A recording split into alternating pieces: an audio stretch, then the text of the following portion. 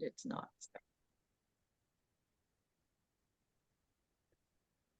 Good evening, everyone. Welcome to the Northborough Board of Library Trustees meeting for the 12th of September, 2023. My name is Mitch Cohen, and I am the vice chair of this merry bunch.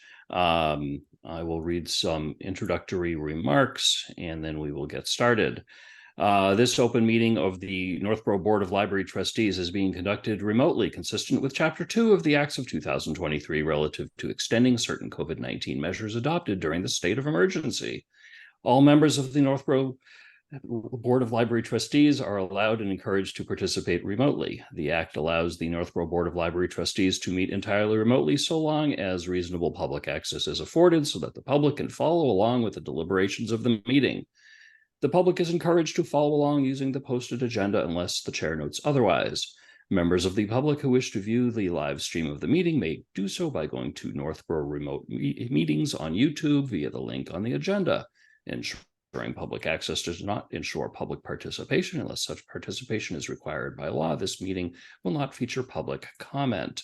My name is Mitch Cohen. I am the vice chair. Michelle Rehill, our excellent chair, could not be here tonight, so she asked me to fill in her stead. So I will ask the members who are present to identify or to confirm that they can hear and be heard in the order on my screen. Beth. Beth Thomas here. Jim. Jim Hogan here. Brittany. Brittany Burns here. And Jocelyn. Jocelyn McElhenney here. And also with us, our library director, Jen Burnell. I'm here. Okay. So we don't have Michelle Rehill tonight. She is not expected at the meeting. Hopefully we will get Pat Fonts and or Richard Tucker at some point before the meeting is out. With those going, speaking of which. And it is so. Excellent. I'll wait for Pat to finish joining before we continue. Hi, Pat. She's Hi, connecting Pat. to audio. Okay. Pat Fonts, are you here?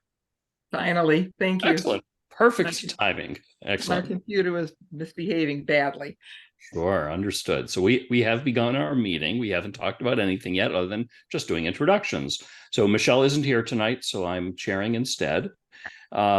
First on the agenda is the approval of the meeting minutes from July 11th, 2023. Would someone like to make a motion to that effect or have any other suggestions?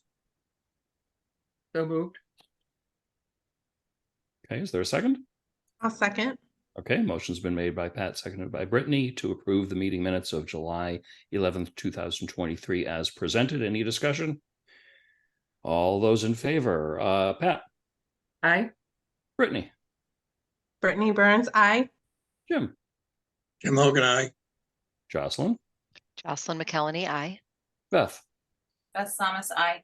Mitch Cohen also votes aye. Vote is unanimous. Meeting minutes are approved unanimously. Next up, we have the FY23 appropriations report, which I believe is actually the 24 appropriations report to date. Correct? I do that every year. Yes, that is correct. That's okay. Everyone's given one month of freebie to mess up their fiscal years. Save with your checkbook in January. It's fine. Does anyone have any questions or comments on the appropriations report? Jen, because my memory is terrible, is there anything that's significantly different from the previous year that we need to watch in the budget? No, a lot of the maintenance items were moved out of our budget and under the facilities maintenance budget. So that actually makes it a little bit easier for us. So we're not anticipating anything that's within this budget to be much of an issue. Great, thank you. Great. I see no further comments and I have no questions, which is rare, but so be it. And so that's the appropriations report. And next up is the library director's report. Jen, take it away. Does anybody have any questions about anything? A lot of stuff. I always submit these and then I think of like 20 other things that I want to tell you about, but I don't want to drown you in a report. Um, but a lot of, I do have one minor update about the LED replacement project. We did hear from the guy that is responsible for scheduling the work today. And that work is apparently scheduled for October. Very So good. that is exciting. We are still not entirely certain how that will impact services, if it's just going to be like a minor, like, you know, there's a ladder here and there, or if it's going to be a more substantial interruption of services, but I'm not hearing anything major, so I don't think we will have to like close the building or cancel programs or anything. So, and that does include the outdoor lighting, which is very timely because it is going to start getting dark soon, and we are down the ones that were not fixable before, and then the one that fell over. So that it's nice to hear that that'll be kind of getting fixed relatively soon, going into the dark season. You know approximately how many days the work is scheduled to take place? Not yet. I'm anticipating knowing more in the next couple of days. I think we were supposed to schedule a kickoff meeting just to kind of go over what the timeline is exactly and what the interruptions to service would be, if any. Good. How are Everyone the- like the new children's desk? I love it. We love, Good. our patrons love it, which I think is the most important thing. It's very, very clear now when you walk in where to go for help in the children's room. So Excellent. Jocelyn, you've got your electronic hand up. Hit the right thing, not the left. Question. Well, first a call out. I noticed the nomination from Congressman McGovern for it's amazing, and I'm not surprised. It is a testament to the great work and the great staff that we have at the library. My question, and this may have nothing to do with anything, is should the library be awarded the medal, does it open any doors for additional grant opportunities, for any new training opportunities for the staff? Is there additional accreditation that becomes available, or is it truly an award for being just an incredible library? So yes and no. The winning of the award itself doesn't automatically give you grant money, although they're cagey. It does say that a monetary award could be given to the library, but it doesn't say how much, or it's not necessarily a given every year. I think it depends on what the congressional appropriation is for it. What it does is give you this big feather in your cap that makes you very attractive to prospective grant awards, because it is such a prestigious thing. Even being a finalist, even if you don't win one of the, I think they award 5, even if you don't win, ultimately being a finalist is a huge deal.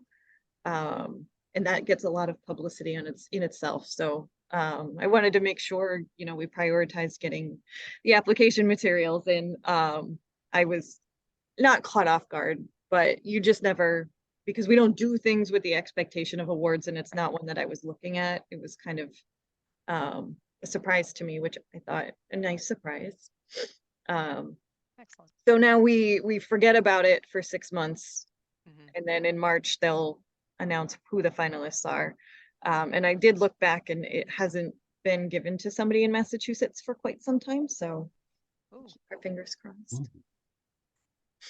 thank you for that update. Excellent. That's exciting. I want to thank you, Jen, for the work that you've done to help the new arrivals at the motel in town. You know, they're appreciating it. I don't know if you can track usage, if they're taking advantage of the English language learning app that you've got them connected to, or any of the other resources that are available to them. But it's Doesn't go, I'm sorry? I was just going to echo what Mitch said. That was something that really stood out to me in the library report, was that work. And also the hosting of the legal clinic. I think you know, the more that we're using the library as a center for our community, the better. And so I was really impressed and excited to see that. And also thinking about, you know, what might this mean for us in terms of thinking about the collection and expanding multilingual resources and things like that. So a huge commendation. That was a big undertaking, I'm sure, for the staff, but I think it's really important work. Thank you. And actually, that reminds me of something else that, for whatever reason, never makes it into the report. But we do have a high school student, Cam, who is a library page, and they have been working with our teen librarian and our adult services librarian to solicit donations for a world languages collection. And we've decided to allocate some of our collection development funds to that. So they're going through and kind of identifying which languages would work best in our community, and they'll be looking to add some of those books fairly soon. So that is something exciting. And we have been working with, there's a new American librarian at the Worcester Library who has been very, very, very helpful in setting up this legal clinic. And there is an interest, and I think there is a demand in Northborough. It's strange how the need of one, like, it starts to kind of snowball, and we've had several people come in and ask if we offer similar legal clinics to what Worcester is doing. So we'll be looking to set up more in the future, and just make them sort of open to whoever needs them. That's really great. I think this could be a good opportunity too, to partner with the school districts as well. They would certainly have a good grasp on what language needs, Yep. right, we have in the community too, but really, really awesome work. Thank you. Yeah, my staff, I wish they could just be here to take all that credit, because most of it is them. I'll add that Jen is just one part of an extraordinary effort and response from many department heads in town, many departments in town to help out this particular group that literally landed in our town and needed our help, and right, we're doing an amazing job helping them out. So thank you very much. Anything else under library director's report? Okay, moving along to new business. I know the first item, the Halloween event, we want to wait for our special guest. Yes, So we're please. going to skip over that for now and go to the library historic marker approval. Jen, you want to describe the history of this and the process to us? Sure, yes. So this had come up on a previous agenda back before the funding was allocated. So now we have the funding for the marker.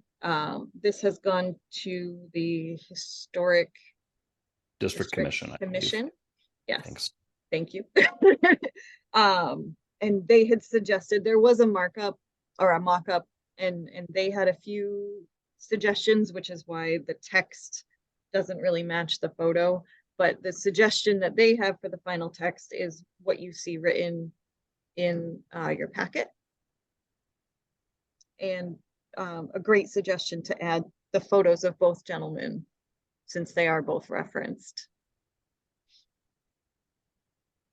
So this is presented to you. I think it just needs your sign off, or if you have any suggestions for changes, then I can take it back to them. But once it has final approval, it will go to Crown, who is going to actually make the plaque. Great. Jen, where will this mark, excuse me, where will this marker be, when the marker is approved, where will it be housed or placed? It'll be placed right in the front, Okay, by the front entrance, somewhere. but facing Main Street or the entrance to the library? It would be Yeah. facing Main Street, is what I understand. Okay. Okay, any questions or comments from anybody else? I'll ask for a motion to approve the library historic marker as presented. I'll make that motion to approve it. I'll second that. Motion made by Beth, seconded by Jocelyn. Any other discussion? All those in favor, Beth? Aye. Summit, Oops. Okay.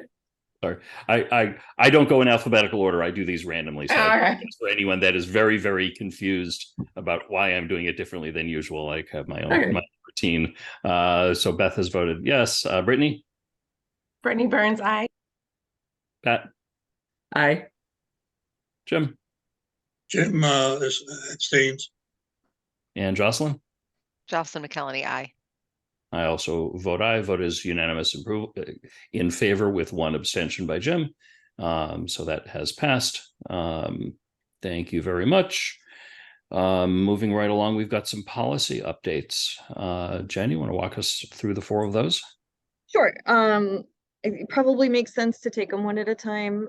So I'll start with the easiest one, I think, which would be the snow removal or the snow closing procedure. The town actually has an inclement weather policy that would that we follow. So I wasn't even aware that this was really on the books. And it really just needs to be removed from our official policies because it's not something that we currently use. Jen, does it or will it say somewhere else in the policy handbook that the library follows the town's inclement weather policy?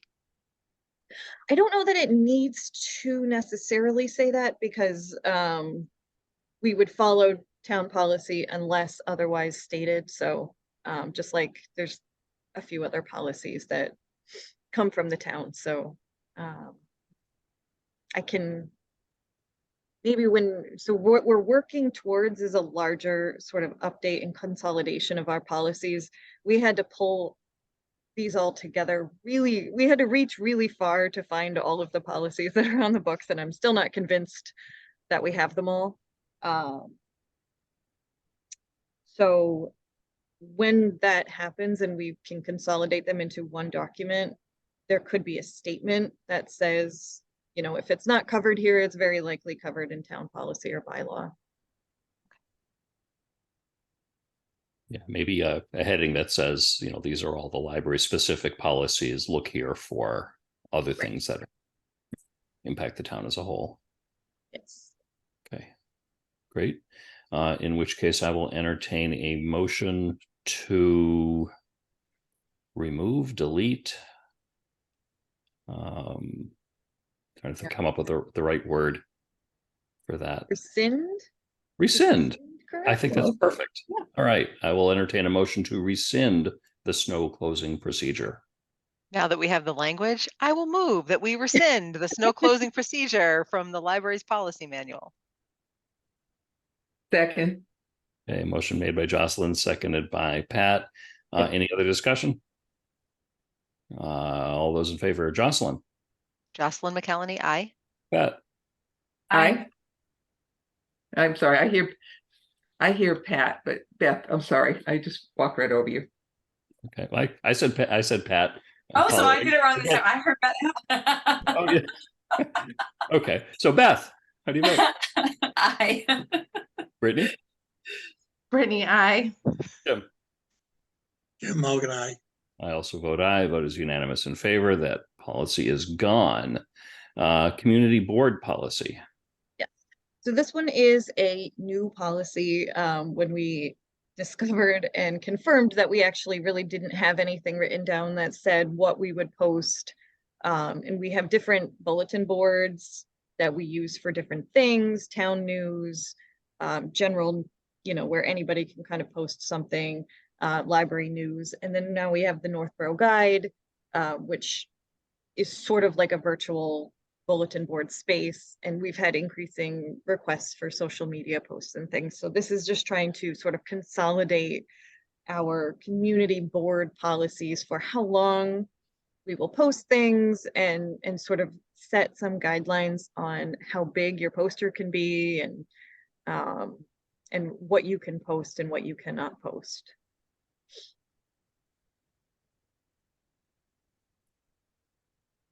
Well, these policies are difficult to write and sometimes difficult to enforce because of the First Amendment and everything else. So these are always the best attempt possible. Yes, I so thought this was well written. We've tried to write it in accordance with ALA guidelines and make it broad enough and always kind of give us the ability to even make exceptions to our policy if something is really kind of, there's always going to be something that comes along that doesn't easily fit one way or the other, but we want the leeway to say, yeah, that's fine. I think the electronics recycling event is one that like falls into that category of, it is definitely town good, but the language in our policy doesn't really, it makes it kind of like an in-between area. So we've tried to make it sufficiently vague that we can use our best judgment and err on the side of posting whatever you want, as long as it's not clearly out of bounds. Makes sense. Any other comments or questions? Just curious, who makes the decision as to whether it's out of bounds? The final authority rests with me. So what would happen now is everything goes through one of our staff members, Eric. He'll take a look at it. If it's something that's not a clear yes or no, he sends it to me and I'll look at it. And I generally say yes to things, unless it's, if I look at it and I say, okay, per these guidelines, if it's obscene based on the definition of obscenity, or, sometimes you'll get a Mary Kay salesperson or something like that. We have limited space for those things. So, but The reason I ultimately asked, it's for me. I'm given the environment in which we are functioning today as a society, that's an area where I guess we need to make sure that we have your back, because God forbid, but you could end up with, some really controversial decisions. So Yep. And that was sort of, there were a lot of different reasons why we thought it would be good to have a policy.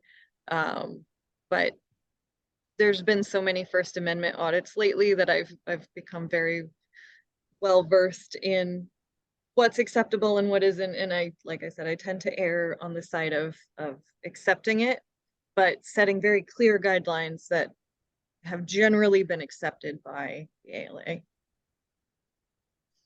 To Jim's point, is it worth noting here or anywhere in the library policy manual that anyone who disagrees with your decision could escalate to the Board of Trustees? Is it appropriate for us to be there publicly as your backup? My understanding is that was generally like any decision could be argued, that you could make your case to the trustees if you disagree with the library decision at any point. I think that will definitely need to, if it's not in your governing documents already, it should definitely go into some note in our policy that this is sort of the procedure for, or the chain of command, so to speak, for challenging a decision. Okay.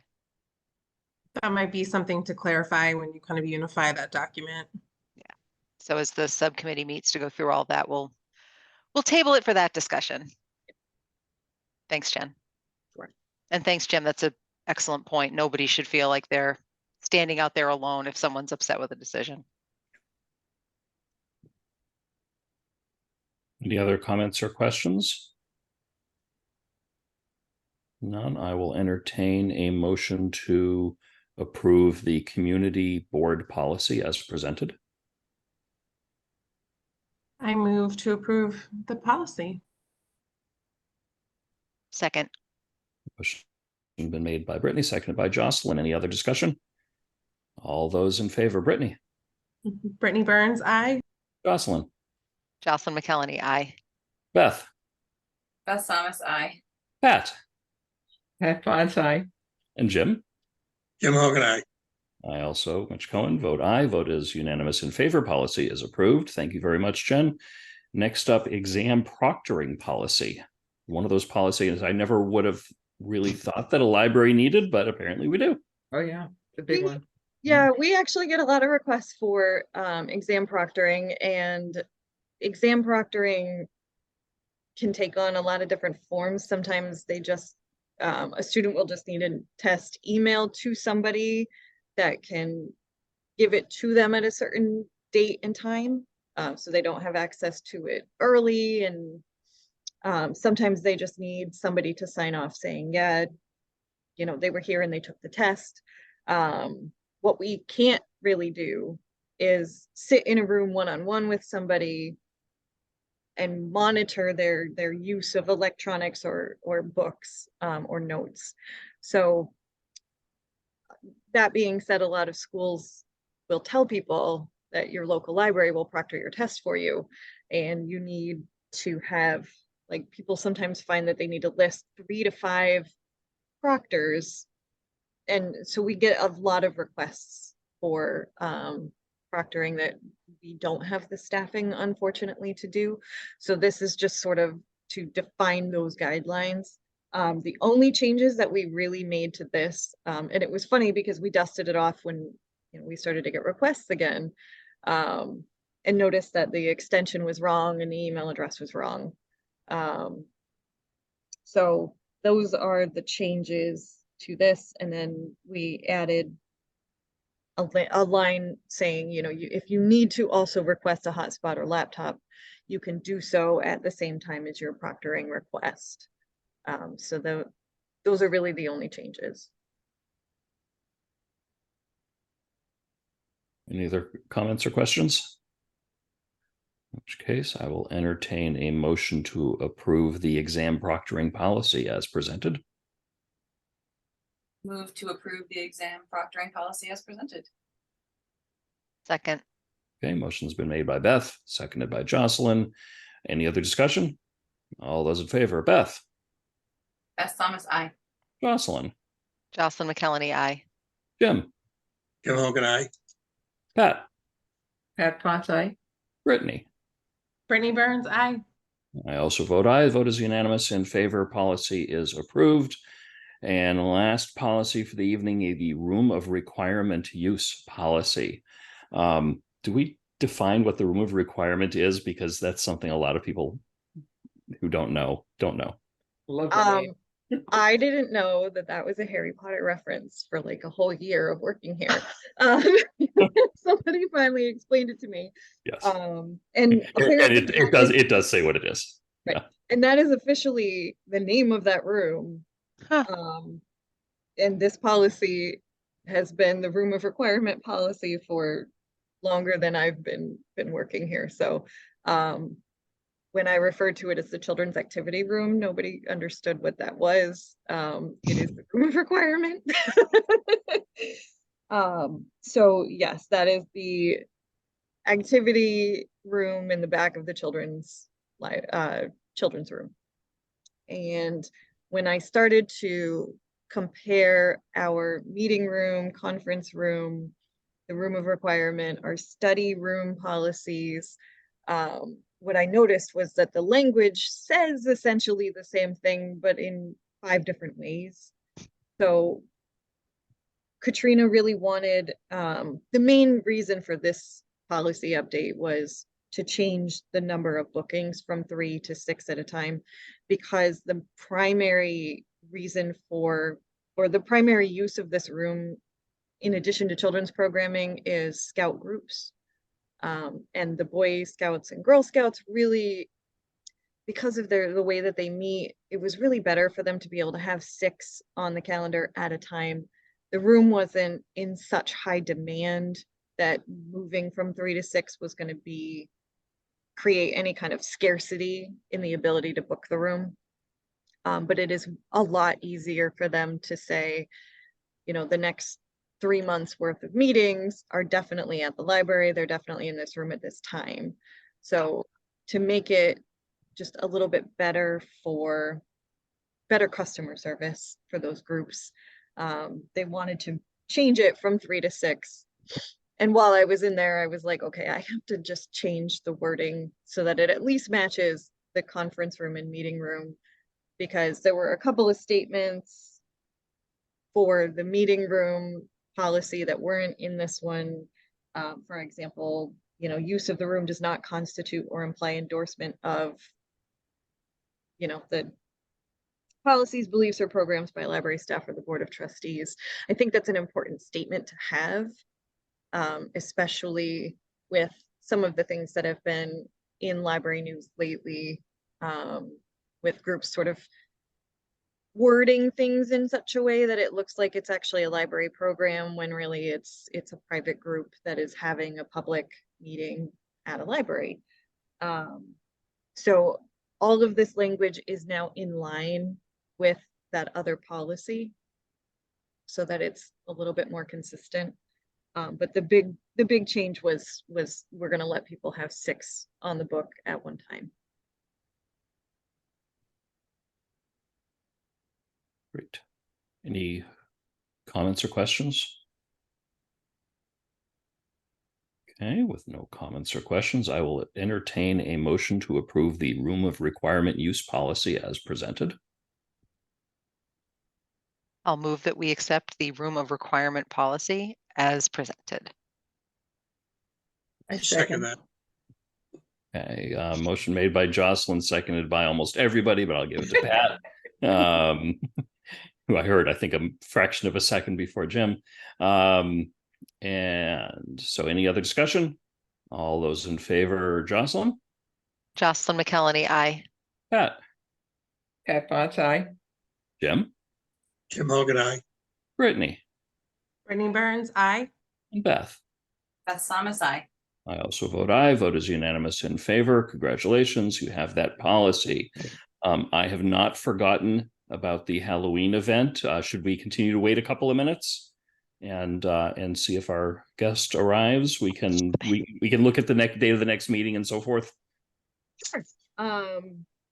And just a closing note on those policies that, like I said, the next round of updates, I think we'll take maybe 1 or 2 policies at a time because they are more in-depth rewrites.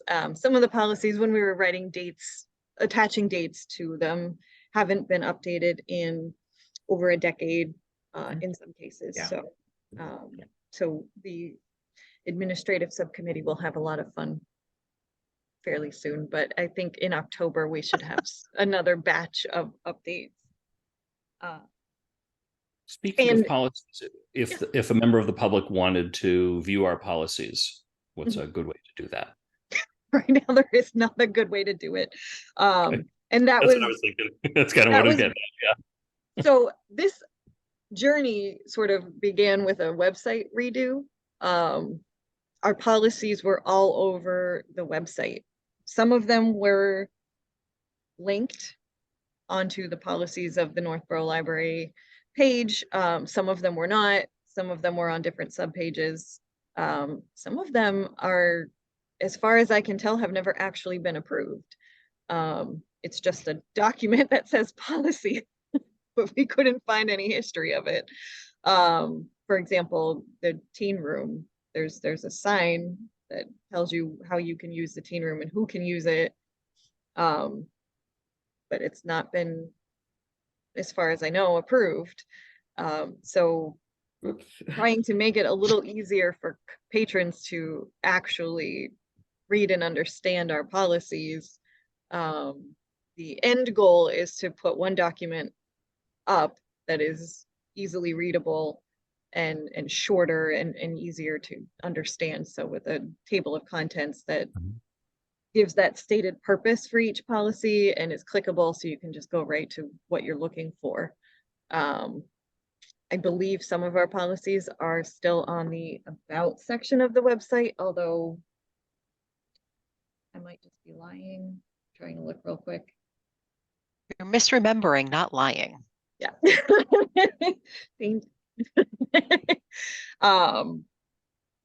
So hopefully at the end of this process, we will have something that is very easy for people to look at and understand, and things won't be all over the board like they are now.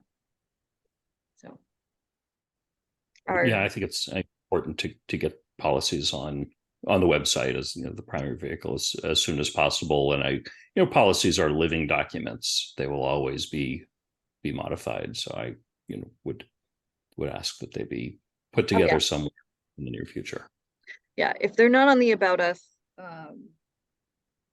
part of the website, then they will be tomorrow when I add back in the trustees information that somehow disappeared.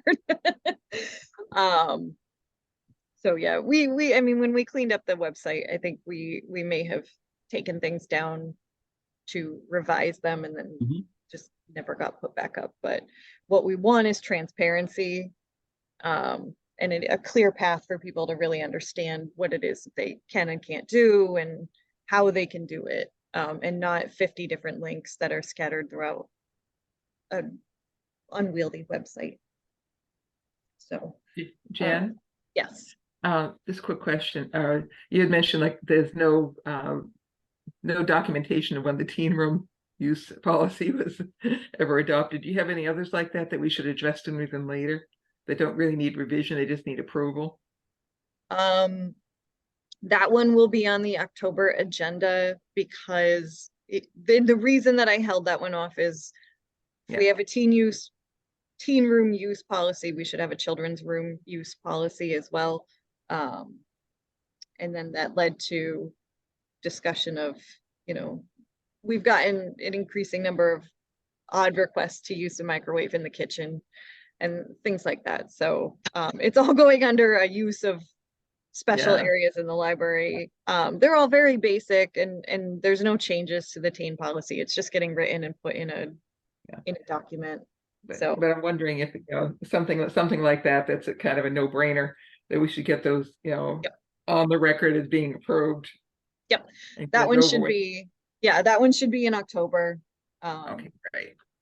And I think there's a couple others that are pretty straightforward that we can knock out really quickly. And then the collection development and a new program policy will probably warrant a little bit more discussion and rounds of revisions. So we may have something to present to the trustees in October with the collection development policy, but that may take a couple meetings to get it completed. I was going to say that could be a beaut.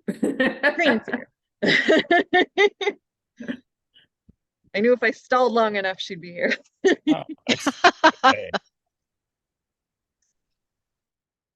Just give her a second to join. Hi, Katrina. There she is. Well, just in the nick of time, because now it's time for the Halloween event discussion. You're muted.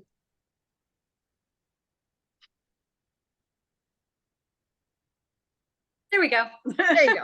All right. Someone tell us about the Halloween event on October 28th. Yeah. So we're so excited about this. We've got a whole slew of teenagers ready to help us. They were meeting last night at the library. And the idea is that we're going to basically transform the library into a haunted house. It's really as big as we want to make it, or we can make it. The idea is to creepify the library right from the start, right in the foyer, and then build essentially a pathway up the stairs, of course, making it handicap accessible so that folks can use the elevator to get to the second floor, move them upstairs through the nonfiction and through the older part of the building, and then back around and down the stairs. The idea for younger kids is to have kind of a waiting room in the large meeting room with games and music and that kind of thing. But we really want to make this as creepy as we can. And the teens are so excited and they already have some really great ideas. I imagine that it's going to require a lot of time and a lot of giant black trash bags. We've already kind of looked at the space. We've been sort of plotting how we can use the trash bags overhead to, dangle stuff and make it darker. And how we can use stanchions and furniture to make it dark enough to be scary, but also safe, of course. And the kids have already like started getting the English Honors Society involved and the drama club involved, and started making a list of supplies, and really we just need the time to set up.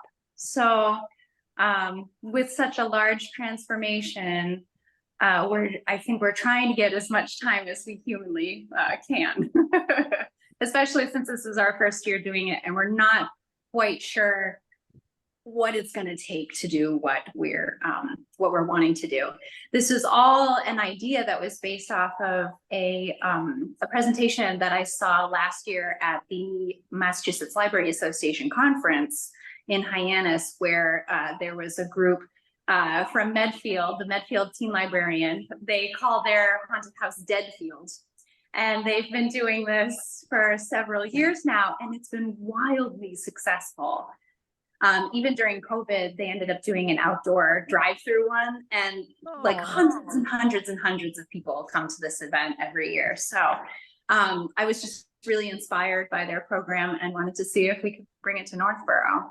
And so far it seems like there's some excitement around it. So I don't know. So Just that's any questions? Just to Beth already has her hand up. I think, I don't know whether you're volunteering or. Oh, I was wondering what the target age audience for this is. Yeah, so teens and adults and maybe older children. This is out of the children's room target. Yeah, we're definitely thinking really creepy, but we don't want to eliminate kids from participating. We are planning our own small scale Halloween event for kids, less large than we usually do. Usually the children's room has kind of a really big program where we get anywhere between 300 and 400 kids and families that participate, but we just wanted to try to shift gears a little bit, see how successful this could be. But if for families with adults who would like to participate, we do have that small kiddo element in the meeting room that will hopefully, one parent can babysit and the other one can go in and then they can swap, you know. So. Any comments or questions from anybody else? Jen? a couple of things to add to what Katrina had said. When I presented this for funding to the Friends, they increased the amount of money that we had asked for because they were so excited about it.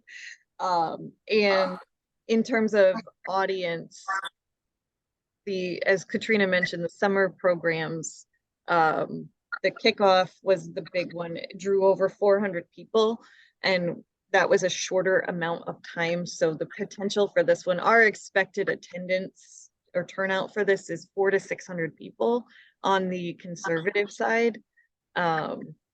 So it has the potential to be very successful. I just have one thought for Katrina and the other people running it. You are going to run into issues where mom and dad want their 6-year-old to come along. So that's all part of advertising and being really clear about what kind of program this is. Yeah. And in addition, you know, we always send reminder emails out to people, so we'll have another opportunity to tell them this is scary. Yeah. And if we run into problems, if somebody is very, very uncomfortable, we do have a guide who will be guiding each group through the library so that we can stop the tour, say, okay, why don't you exit this way? You know, they'll be able to know which ways to get the family out if they need to. There's an emergency contingency that we'll build into it. Thank you. Good point. Jocelyn's right. Yeah, I thank you, Mitch. First, Pat, I agree. And people are going to do what they're going to do. I am always amazed at the families that bring very young children to very scary movies at the movie theater. So yeah, folks are going to do what they're going to do. From a logistics perspective, closing the library, what is the impact to staffing and shifting schedules? And then a final question on the event itself. Do you have a target like time that it will be open? Is this from dusk till very late? And again, is this run on a volunteer basis, or is this going to require staff to run the event? Great question. I'll let Jen answer the first part of that, but the timing we're planning for 6:30 to 9:30. I know that Rachel and I will be on board, but mostly it's going to be teen volunteers who are acting, who are running the show, who are escorting people through the actual event. And then Rachel and I will be there on Saturday to set up and help manage all of that. Volunteers welcome. And if we are closed on Saturday, we could certainly use the help of the staff who would have been scheduled otherwise to help us. So, but I'm sure Jen would have more thoughts on that. Yes, I think that because this is the first time that we're doing something like this, we would want more staff to be on hand working that day. Certainly if they didn't have something to do, they would just shift their schedules and work the Friday or the Thursday. Usually we only have 4 or 5 on duty on Saturdays anyway. So I would not want to leave it to Katrina and Rachel all day. If it's a day that I can make it, I would really like to be there. As well as I think there's a few other staff members from other departments that are really interested in helping out and have some expertise. But certainly to have enough staff to make sure that everybody that's working in different parts of the library is doing it in a safe and responsible way so that we avoid injuries, while still letting the teams sort of take the lead on the project. Thank you. That was actually going to be my follow-up. So I do not misread my messages. I am supportive. I think this is a wonderful idea, and I think it's an incredible opportunity to give young people an opportunity to step up and lead a project and be in charge. There's no better way to help people understand how to be a leader than to let them lead. And of course, I'm a trustee, so the safety of the library and the patrons who come and any insurance questions, just want to make sure that I'm sure that that's been thought of. But that was the next thing that came to mind is, we don't want there to be 2 library staff members and 600 essentially folks from the town coming through. That's a lot of people in 3 hours. Yes, and there's a lot of considerations that we would be able to look at something and know if it's a fire code hazard or a safety hazard, a tripping hazard or something like that. So I would envision that, if 4 to 5 staff were there all day to kind of supervise the setup, that would be sufficient. But I wouldn't want to leave it to just 2 because that sounds a little overwhelming. Yeah, that's what I was thinking of too with, hanging trash bags from ceilings and things from ceilings is like, oh, sprinklers and other things that might be on the ceiling. Yeah. Tall people, like, yeah. I'm very excited. What a great way to get people into the library. One way. Yeah. Last question. Free and open to the public, charge at the door, tickets, free and open to the public. Free and open to the public. How many times can we go through? Well, it's not going to be scary the second time. Yes, it will. Yes, it will. If I see Jocelyn going back through, I'm going to make it scary. Especially if you need the emergency exit the first time, you have to try again the second time. I'll be happy if I make it through the lobby. I do not do scary things. Oh, man. The last time I tried a haunted house, I was young, but I had to bail, but they gave me like a little ghost to carry. That was their signal so that the monsters wouldn't jump out. And so you could still go through the experience, but not be so startled. And I was like, that was the best. I went through saying monsters be nice, but they were like, just hold this ghost, tell them not to bug you and you'll be good. And that was like their cue. And I was like, that was a great, That's actually a really good idea. Great. For maybe future. My last time through, I had my face buried in the back of my boyfriend at the time and just muscled my way through. They didn't have the safety ghost when I was younger.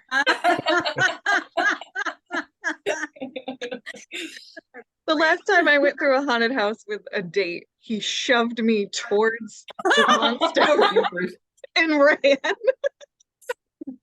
Sounds like that was a last date, or should have been. That is like red flag.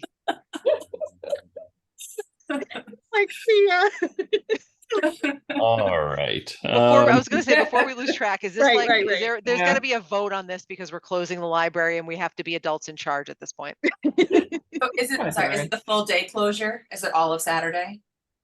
I would like to give them the full day, because we're not entirely sure what we will encounter. I think that this would be the only time that we would need the full day. I think if we do it the next time, we would be able to sort of anticipate what those issues would be and get it done a little bit faster. Is it feasible to have the doors open to the public for on-holds pickups or anything like that? Yep. That's probably my only concern. There's some people probably that primarily plan to visit the library on Saturday. Yep. We could keep the lobby open, or, we could be open till, noon or something. Like at a certain point, I would think we would need the lobby space. But we could do holds pickup things for a couple of hours before we really trash bag the area. Or if we got enough staff, could it be a return to the COVID call and we'll bring your books to you type of a pickup? Yeah, that would be fine. Yeah.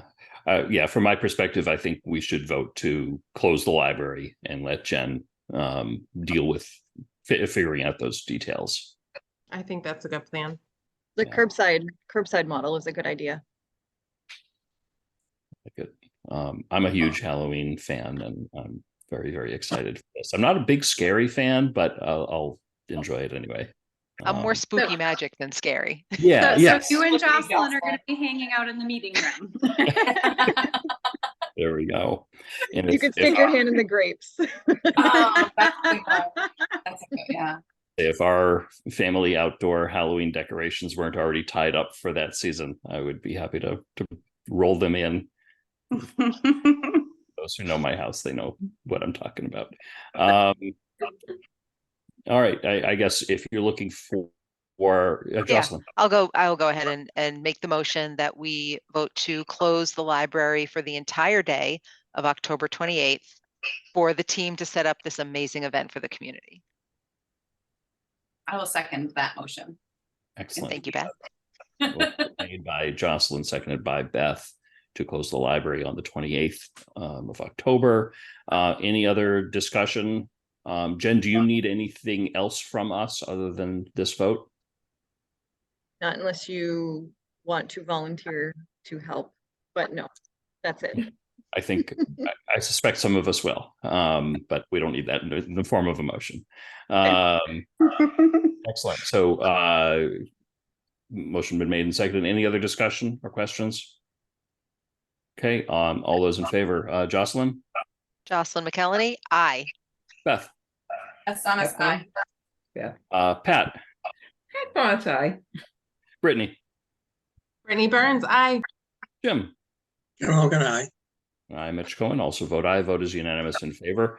Congratulations. Thank you very much for joining us and coming up with this really neat idea, Katrina. I'm very excited. Yeah, really thank you so much for your support. We really appreciate it. That's wonderful. I know this is going to be a lot of work, but it's going to be a lot of fun. Yes, I think so. Very good. So that was the last new business item. Date of next meeting is currently scheduled for October 10th in person at the library. I've heard a rumor that might be an open house evening at the high school. That might impact somebody or one or more people, but we'll figure that out. It is parent-teacher conference night. Parent-teacher conference, not open house. Sorry. Given that we have just barely a quorum with us tonight, I'm going to sort of say that's currently the scheduled meeting date, and I'll allow Michelle to poll members and make sure that we'll have a quorum or more for that evening, sometime over the next week or two. So Jen, you can work with Michelle as per usual on that. Does anyone have any other business for us this evening? Congratulations on another great book sale by the Friends. That's awesome. Yeah. Hearing no other business, I will entertain a motion to adjourn. Pat Oh, Ponce, I move to adjourn. Okay. Second. Okay. Jim, that was me. Okay. Motion made by Pat, seconded by Jocelyn to adjourn. All those in favor, Pat. Pat Ponce, aye. Jocelyn. Jocelyn McKellany, aye. Jim. Jim Hogan, aye. Beth. That's Thomas, I. And Brittany. Brittany Burns, aye. I also vote aye. Vote is unanimous in favor. We are adjourned at 8:01 p.m. Thank you very much, everybody. Have a wonderful night.